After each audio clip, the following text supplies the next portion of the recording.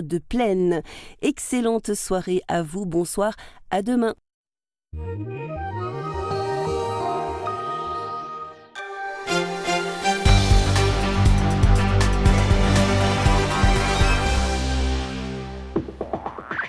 Bonsoir et bienvenue dans le 19-20, toute l'information sur France 3 jusqu'à 20h.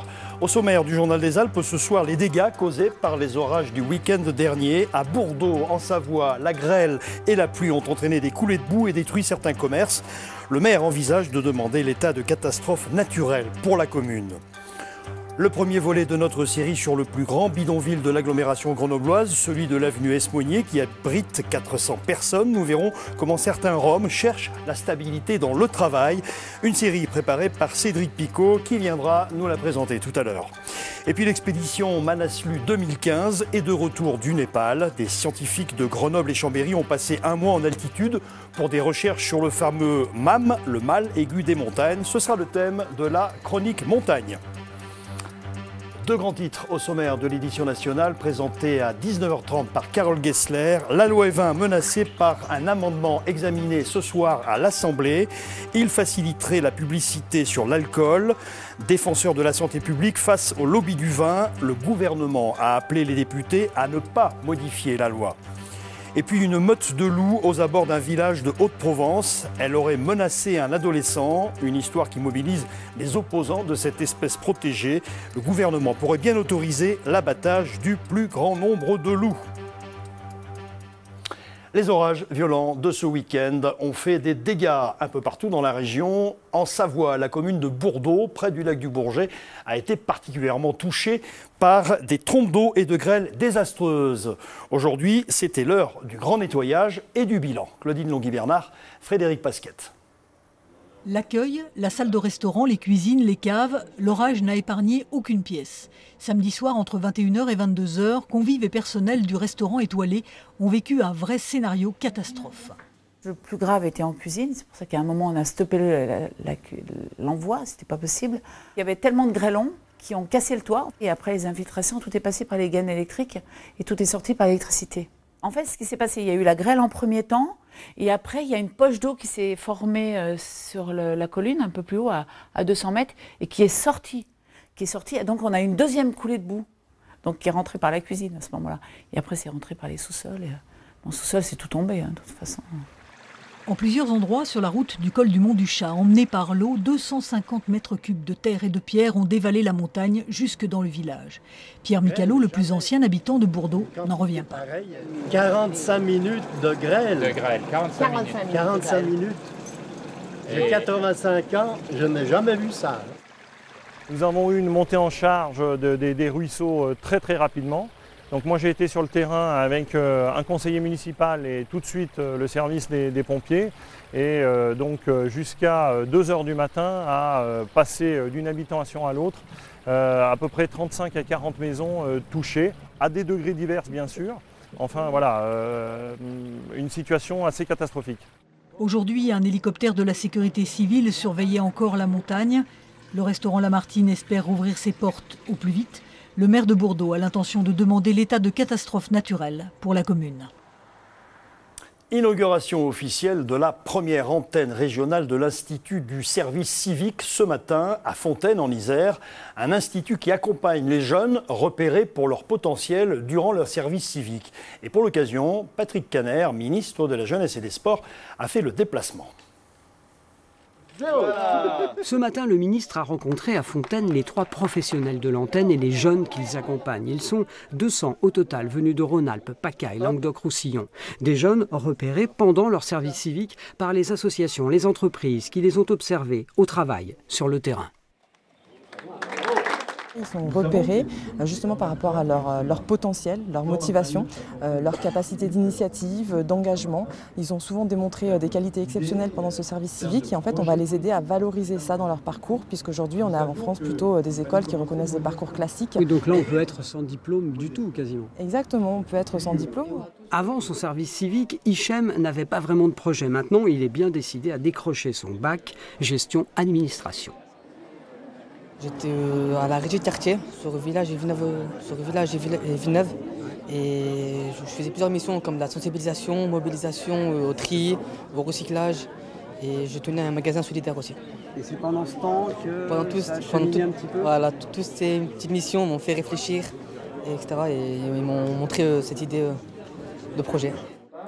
Parmi les anciens lauréats régionaux, une étudiante en architecture qui s'est plongée dans la vraie vie des habitants pendant son service civique. Du coup, elle a rempilé avec l'Institut. Pour moi, ça avait tellement été fondateur, le service civique, que j'avais envie de poursuivre. Et donc, l'Institut m'a permis de créer en fait ma structure Architecture in Vivo et m'a accompagné, une entreprise, pour continuer à faire ce que j'avais tant aimé faire pendant mon service civique. Vous en vivez aujourd'hui ? J'en vis. Enfin, j'en vis avec du courage et la ténacité, mais... L'Institut du service civique accompagne actuellement 400 jeunes dans toute la France vers la formation et l'emploi. L'Institut est financé par le mécénat d'entreprise. Politique, l'heure est aux grandes manœuvres en vue des élections régionales. La campagne est lancée, de même que la constitution des listes. Jean-Jacques Kerane, président socialiste de la région Rhône-Alpes, était à Villard-de-Lans aujourd'hui, alors que Laurent Wauquiez, le candidat des Républicains, était reçu dans la Bièvre. Christian Deville, Dominique Bourget. Voir l'aéropage isérois des Républicains quasi au complet, attendre Laurent Wauquiez est bien un signe de la mobilisation de la droite pour les prochaines élections régionales. Et si la tête de liste Rhône-Alpes-Auvergne a choisi l'entreprise Fresenius Kabi, ce n'est pas non plus un hasard. D'abord, elle est le leader mondial des pompes à nutrition dans le secteur médical et le développement économique est le thème central de la campagne de Laurent Wauquiez. Ensuite, elle est située à Brézin, sur la communauté de communes de Bièvre-Valloire, présidée par Yannick Neuder, du coup donné grand favori pour conduire la liste iséroise. Ça fait de lui quelqu'un qui va énormément jouer dans cette campagne et qui contribuera aussi à donner ces nouveaux visages dans l'Isère que je veux faire émerger. L'Isère change, les gens veulent que ça bouge, ils en ont assez de ce qu'était un peu la gestion socialiste de ce département, ils veulent autre chose et moi je veux un nouveau souffle. Les têtes de liste départementales des Républicains seront désignées fin juin. Pas ce souci, ni d'aéropage socialiste d'ailleurs pour Jean-Jacques Kerane, président sortant et candidat venu inaugurer la nouvelle cité scolaire de Villard-de-Lans. Les élus locaux sont tous de droite et les militants du PS ont déjà élu leur tête de liste, Eliane Giraud en Isère, Thierry Repentin en Savoie et Christian Dupessé en Haute-Savoie. Reste à trouver les autres noms de ces listes avec un impératif qu'elles fassent l'union à gauche pour éviter que la région ne bascule, comme vient de le faire le département de l'Isère. Ma porte est ouverte aux écologistes, s'ils le souhaitent, à toutes les autres formations de gauche et aux personnalités. Il y a une candidature de droite, M. Wauquiez, qui s'y croit déjà, et puis le Front National, il ne faut pas l'oublier ici. Pour les élections régionales de décembre prochain, l'Isère est un département clé. Il dispose du deuxième contingent de conseillers derrière la métropole lyonnaise, 34 contre 37. La Haute-Savoie en compte 22, la Savoie 13. Notez par ailleurs que la sénatrice Annie David vient d'être nommée secrétaire départementale du PCF de l'Isère. Elle prend donc la tête de la fédération départementale qui comprend 24 sélections et 2000 adhérents. Prochaine étape, vendredi avec l'élection du bureau exécutif avec un seul mot d'ordre, se faire entendre pour les élections régionales, justement. Et nous ouvrons maintenant le premier volet d'une série consacrée au plus grand bidonville de l'agglomération de Grenoble, celui de l'avenue Esmonin. Bonsoir Cédric Picot. Bonsoir Daniel. Alors c'est le bidonville qui fait le plus parler de lui et pour cause, 400 personnes y vivent. Qui sont-ils ? Alors ce sont des ressortissants d'Europe de l'Est. On trouve des Serbes, des Macédoniens, des Kosovars, des Albanais qui ne sont pas des ressortissants de l'Union européenne, qui sont donc en situation de demande d'asile. On trouve aussi des Roumains et on trouve essentiellement des Roms de Roumanie qui sont citoyens de l'Européenne, citoyens de l'Union européenne. Ces Roms de Roumanie, ils souffrent souvent de stigmatisation dans leur pays. Ils ont des problèmes d'accès à la santé, à l'emploi et à l'éducation, ce qui explique pourquoi ils viennent tenter leur chance en France. Alors je le disais, c'est le bidonville qui pose problème dans ce quartier notamment. Et même dans Grenoble, le démantèlement est prévu pourtant prochainement. Oui, vous disiez ce camp, il pose problème. Déjà, il dérange dans le quartier. C'est une image qui dégrade fortement le quartier. Il y a des problèmes de sécurité avec, je vous rappelle, 200 enfants qui vivent dans ce camp sur 400 personnes qui traversent régulièrement cette avenue qui est très fréquentée. Il y a évidemment des problèmes liés à la salubrité. Il y a aussi des problèmes liés peut-être à la sécurité. Avec une telle masse de population, il y a peut-être des gens qui viennent de l'extérieur ou qui sont de l'intérieur du camp, qui ont des activités peut-être un petit peu délictueuses. Bref, Tout ça a fait que le démantèlement du camp semble acté aujourd'hui et il devrait intervenir à la fin de l'année scolaire, donc au début, courant du mois de juillet. Et que vont devenir les habitants de ce bidonville? Alors c'est difficile à dire, il faut savoir que sur l'agglomération, toutes les structures d'accueil sont aujourd'hui saturées. Parler de logement social, c'est difficile, il y a des milliers de personnes qui sont en attente d'un logement social sur l'agglomération grenobloise, donc on ne sait pas vraiment ce que vont devenir ces gens une fois que le camp sera démantelé. Et parmi ces Roms, certains aspirent à une stabilité ici même à Grenoble, ils cherchent du travail. On trouve de tout dans ce camp, c'est un village, il y a 400 personnes, il y a des gens qui sont très éloignés de la société française, il y en a par contre qui s'accrochent, qui ont appris la langue et qui intègrent déjà le marché du travail. Nous avons rencontré certains d'entre eux, il y a une dizaine de personnes en tout dans le camp qui ont déjà mis un pied sur le marché du travail français. Nous avons rencontré un couple qui aujourd'hui espère bien faire sa vie en France. C'est un reportage réalisé avec Dominique Semet. Maraîchage et jardinage, c'est désormais le quotidien de Gabriela. Dans ce chantier d'insertion, loin du bidonville esmonin, la jeune femme a trouvé un emploi, synonyme de nouveau départ. Et ça change ma vie. Il m'a donné la chance de vivre. Comme je vous dis, un espoir, par exemple. Ça. Si j'arrive à travailler, je peux avoir droit pour un logement. Mon mari aussi il travaille. J'ai un petit fils, je vais le mettre à l'école. Quand il va commencer à l'école au mois de septembre. Et on peut vivre une vie meilleure comme avant, je veux le dire. Saisir sa chance. Depuis 2 mois, Gabriela travaille 7 heures par jour pour faire ses preuves. Une motivation qui a convaincu. Depuis quelques semaines, ses employeurs la font travailler à temps plein. C'est une personne qu'on voit contente de travailler, efficace, autonome. Elle est parmi les meilleures ouvrières. Une employée modèle qui retrouve chaque soir sa famille et son bidonville, avenue Esmonin. Avec son mari et sa fille, Gabriela a déjà vécu dans 5 campements différents en 5 ans dans l'agglomération grenobloise. Depuis le 1er janvier 2014, ces Roms de Roumanie ont le droit de travailler en France comme n'importe quel citoyen de l'Union européenne. Dans cette famille, les 2 parents ont trouvé un emploi, mais pas encore de logement. On a demandé même un chalem. J'ai dit un chalem, on paye comme tous les Français, électricité, l'eau, tout ça. On ne voulait pas de gratuit. On paye, c'est pas grave. Mais voilà, je ne sais pas qu'est-ce qui pose un problème. Ça, ça fait presque 1 année que je commence cette papier pour faire pour la maison, mais je ne sais pas qu'est-ce que ça bloque. Je ne comprends pas. En attendant mieux, Gabriela, Marius et leurs voisins ont construit ces maisons de fortune. Un foyer qu'ils sont fiers de montrer aux visiteurs. Des intérieurs soignés, faits de récup, une preuve de leur habileté et de leur savoir-faire. La plupart ont eu beaucoup d'expérience en Roumanie de travail, mais n'ont pas de diplôme, pas de cursus scolaire. Donc du coup, on travaille énormément sur les compétences et mettre en avant ces compétences qu'ils ont pu développer. Donc que ce soit dans les travaux de la terre, les travaux du bâtiment. Beaucoup ont travaillé dans les usines de chaussures en Roumanie.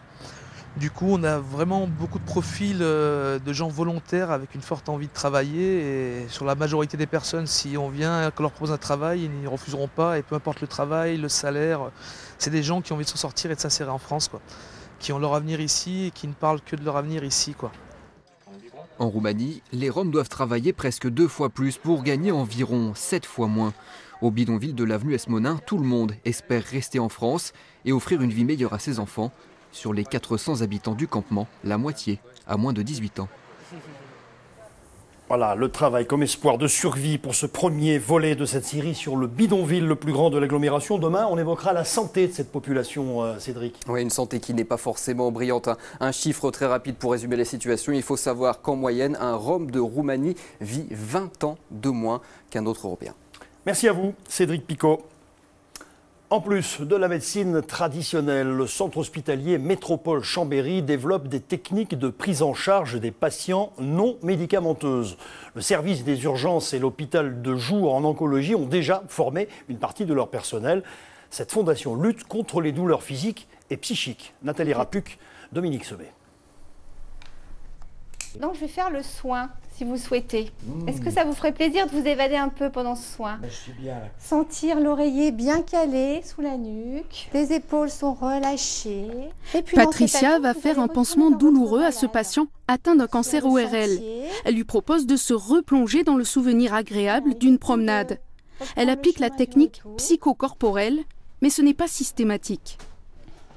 Ça va se faire spontanément, naturellement pendant mon soin. Si je sens un patient plus anxieux, inquiet, ou si avant le patient m'a évoqué une balade qu'il a fait, un week-end, un repas en famille agréable. Donc on va l'amener dans ces images positives. Vous pouvez ouvrir les yeux et le pansement est terminé. Je pense que c'est quelque chose qui est important, le psychisme, dans les guérisons générales. D'avoir le moral, de se sentir bien.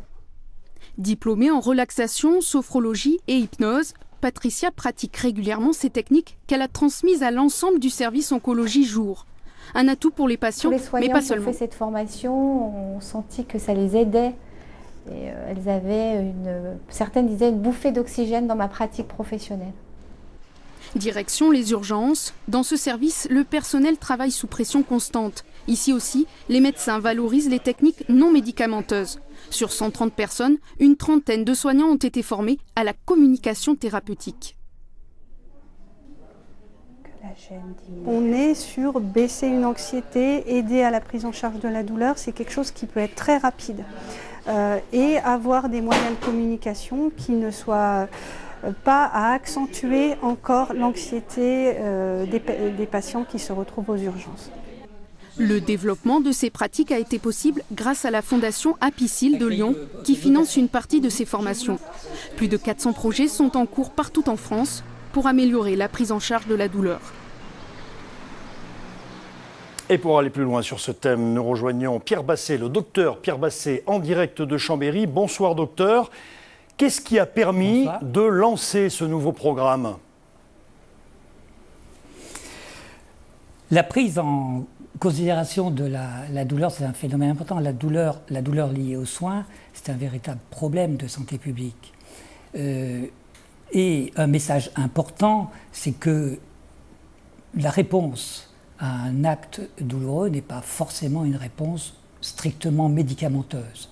Il existe toute une série de techniques, de façons de se comporter, de parler, de recevoir un malade, de l'écouter, de le mettre en confiance.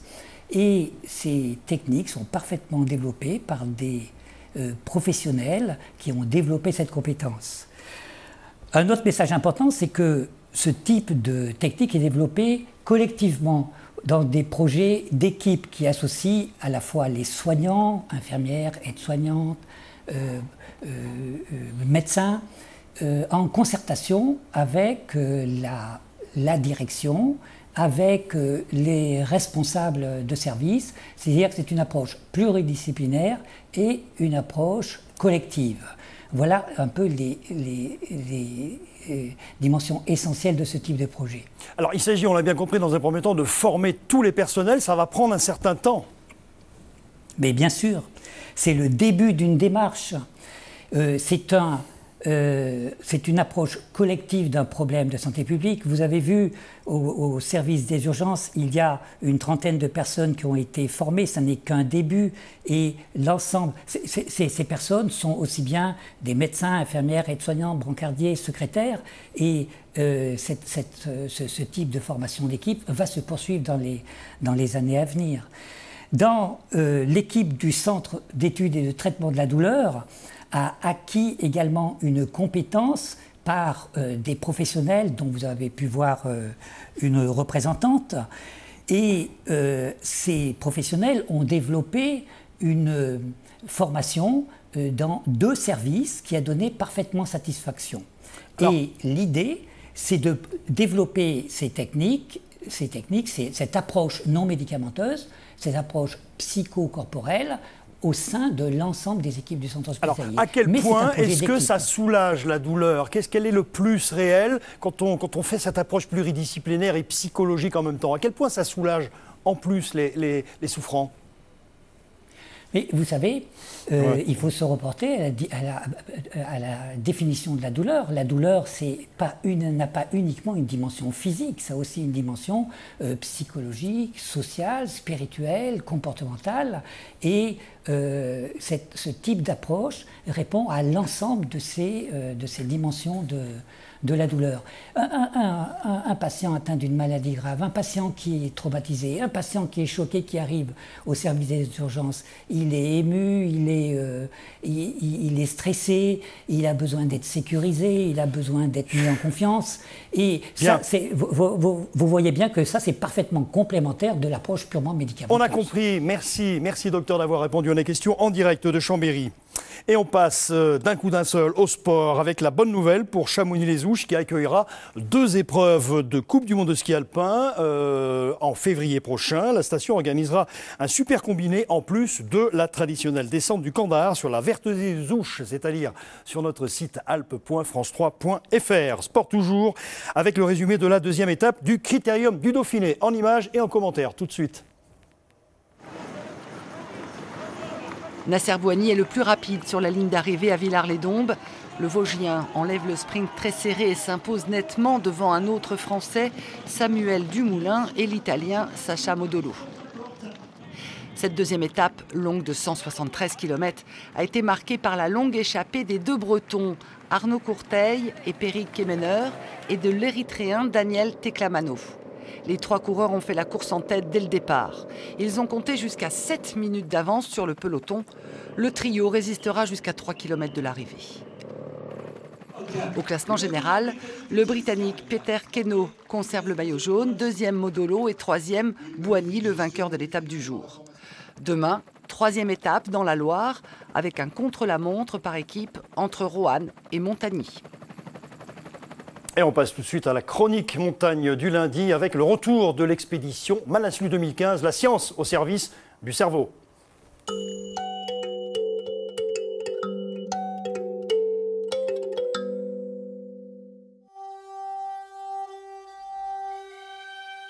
Au pied du Manaslu, le 8e plus haut sommet de la planète, un laboratoire exceptionnel à plus de 5000 mètres d'altitude. Ici, durant 5 semaines, chercheurs et médecins français ont planché sur 2 thèmes originaux, l'impact de l'altitude sur le sommeil et l'intérêt d'un masque inédit pour combattre le mal des montagnes. Samuel Vergès était le coordinateur de l'équipe de recherche. Incongru dans son bureau, 2 bidons d'expédition tout juste rentrés du Népal. Ces bidons-là en particulier, ils étaient en plein milieu de la montagne lorsque le séisme est survenu en fin de séjour. Donc on a récupéré tout ce matériel scientifique qui nous a suivis à plus de 5000 mètres d'altitude et qui arrive maintenant plusieurs semaines après l'expédition. Le séisme, l'équipe l'a vécu de retour à Katmandou. Tous sains et saufs, mais à Grenoble, le passage du tram fait encore tressaillir le chercheur. Au moindre tremblement du sol, en fait, on a vraiment ce réflexe inscrit lorsque le sol bouge d'une peur, d'une panique. Suite à ces secousses répétées, y compris après le tremblement de terre initial. Un trek de plusieurs jours pour atteindre le Larkia Pass, 800 kg de matériel hissé à dos d'homme et installé au camp de base. Malgré des conditions hivernales imprévues pour un mois d'avril, le programme a bien pu se dérouler. Tester une quarantaine de randonneurs volontaires pour le petit jeu du cobaye scientifique. Donc là, nous avons 2 sujets qui passent sur le protocole PEP. Donc c'est une pression expiratoire positive pendant 45 minutes. Et voilà, on va essayer de passer 8 sujets aujourd'hui dans la journée. On avait des tentes qui nous servaient de laboratoire, en fait, où était tout installé notre matériel de recherche. Et donc, pour ce qui est de nos mesures, on a réalisé des mesures par Doppler de la fonction cardiaque, de la fonction cérébrale, également de traces de ce que l'on appelle de l'œdème pulmonaire, c'est-à-dire des fuites d'eau en quelque sorte dans les poumons, qui est un mécanisme propre à la haute altitude. Ce laboratoire au cœur de l'Himalaya, c'est la poursuite des expérimentations menées en 2011 à l'observatoire Valo, dans le massif du Mont Blanc. Bouge pas, bouge pas, bouge pas, bouge pas, bouge pas. C'est bien, bouge pas. Premier sujet de recherche, les modifications du sommeil en altitude. Nos recherches ont montré ces dernières années à quel point le sommeil était une phase de vulnérabilité en quelque sorte face au manque d'oxygène à l'altitude. Et du coup, comprendre en quoi ces modifications du sommeil participent à ce que l'on appelle le mal aigu des montagnes, au défaut d'acclimatation, est une thématique vraiment importante pour nous. Au pied du Manaslu, deuxième test en altitude réelle, ce nouveau masque léger, peu encombrant, conçu et mis au point à Grenoble. En imposant une résistance à l'expiration, il crée une surpression dans les poumons et pourrait se montrer aussi efficace qu'un caisson hyperbare.